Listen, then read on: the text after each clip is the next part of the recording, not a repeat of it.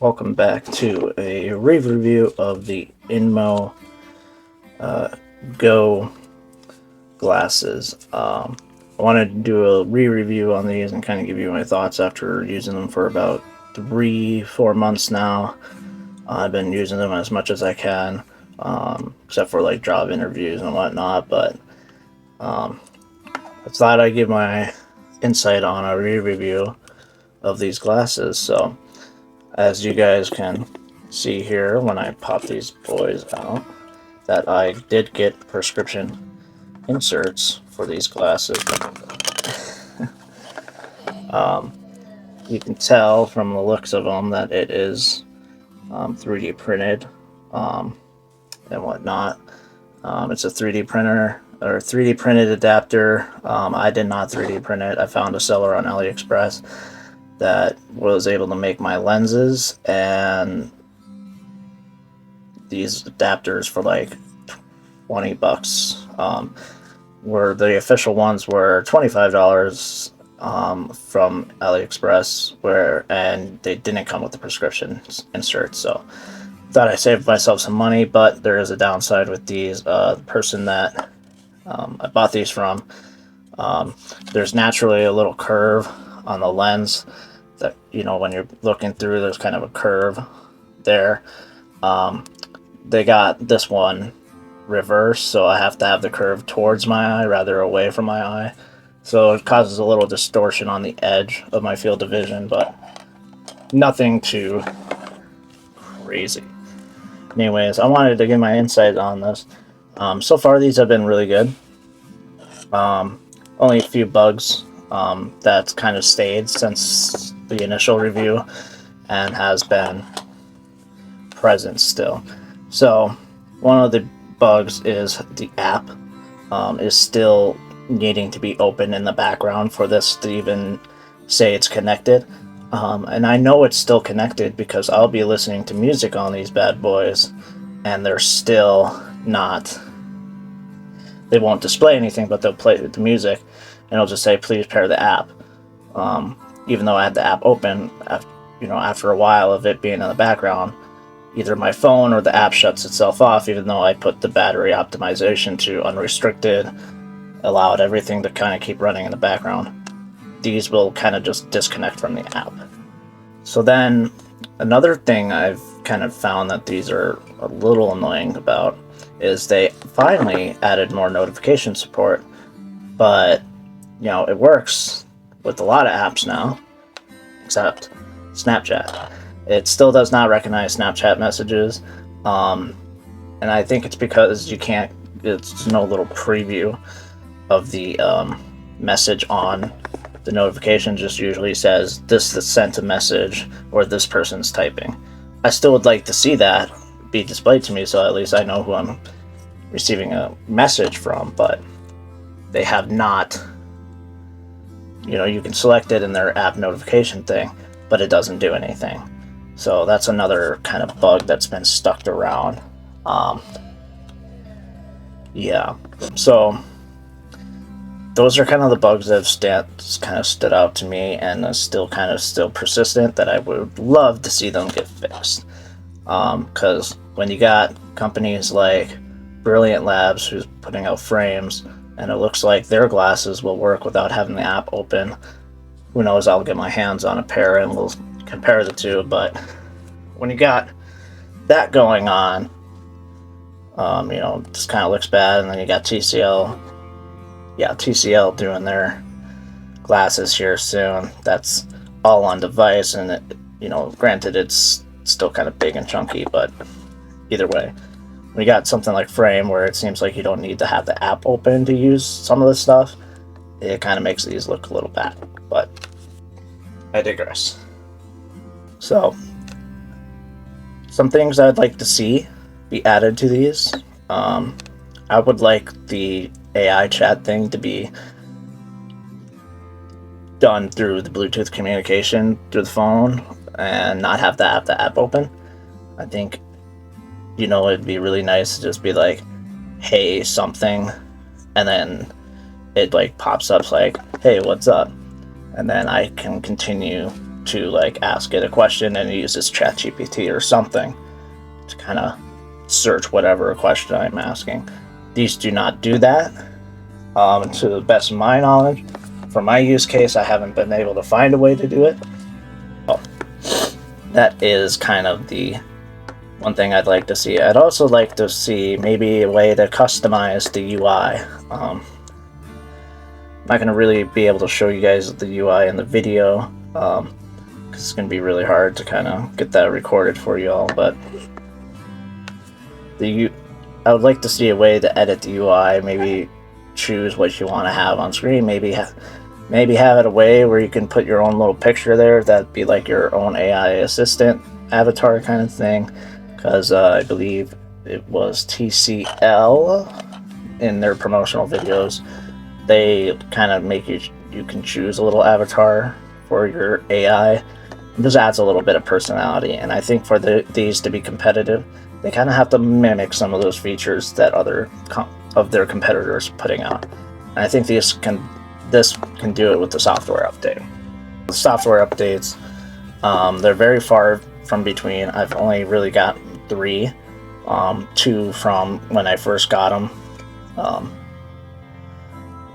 Yeah, one was a update that killed the display, and you had to wait until they pushed out another one, which took about 2 weeks.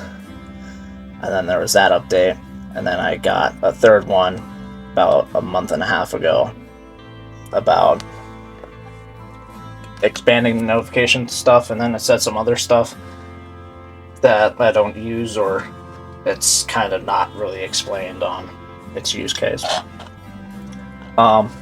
So there's that. Like I said, some things I'd like to see is maybe a way to customize the UI to your liking. Maybe add a little avatar to represent the AI. I know they have one in the app. I wish there'd be a way to just kind of add like a little avatar to represent your AI chat. And I wish the AI chat could just work on board of the glasses rather than having to whip out your phone and set it on the table kind of deal.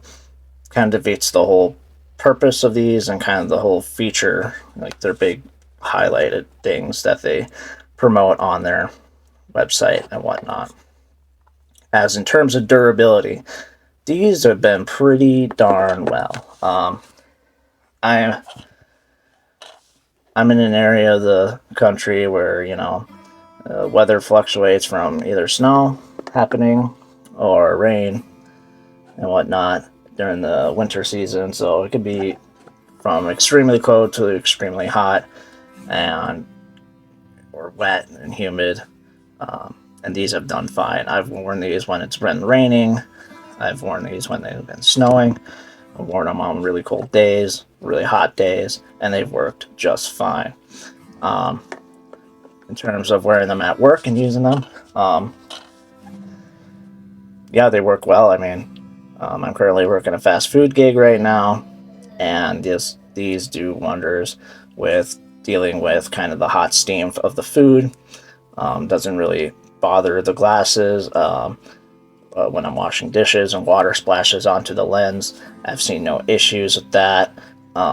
Speakers, grills on here, they have done wonders with just providing some music while I'm trying to get the shift to go by. So there's that. These have been really well tried and true. I have dropped these on the ground once or twice, and they've been just fine.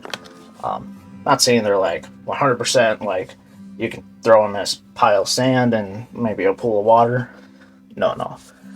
But they're good for just everyday use and, typical things glasses get exposed to. These are just great for that. Yeah. So overall, I'm going to answer a few of the common questions that I get. I've gotten a lot of questions over the time since I've had these glasses, and a lot of them are repeat questions, so this video is also to kind of get those questions answered. So one of them was, can I reply to what apps notifications? These glasses don't let you reply to notifications. From what I've been able to try or saw, you don't get to respond to notifications. these do have a microphone on board, so I'm surprised they don't let you, but no, you cannot reply to WhatsApp or any other notifications you get. Another question that I get is like, oh, can I load games or videos on these?